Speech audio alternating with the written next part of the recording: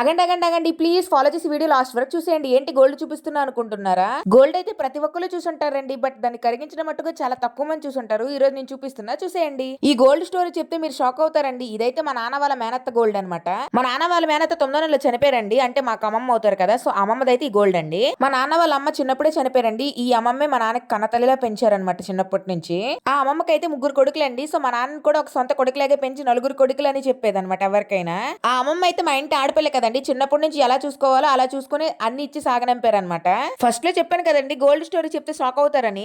మా అమ్మ అయితే మా మామలకి ఇది నా కన్నవారి బంగారం రా, మీకెంత వాటా ఉంటుందో నా మేనల్లుడు కూడా అంతే వాటా వేయండి అనుకో చనిపోయేక ముందు మా మామ వాళ్ళకి చెప్పారనమాట. ఇలా నా మేనల్లుడు నరసింహతికి వాటా ఇవ్వండి రా అని. సో ఈ రోజుల్లో సొంత అన్నంలో కొట్టుకునే రోజులండి. అలాంటిది మేనల్లుడు మేనత్త బంగారం ఇవ్వడం ఏంటండి? మా అమ్మ చనిపోయేక ముందు చెప్పింది మా మామలు ఇవ్వడం కూడా గ్రేటే కదండి. ఈ వీడియో చూస్తే మా నాన్న మా మామల్ని ఎంత గౌరవిస్తున్నారో, మా మామలు మా నాన్నని ఎంత గౌరవిస్తున్నారో మీకే తెలియాలి.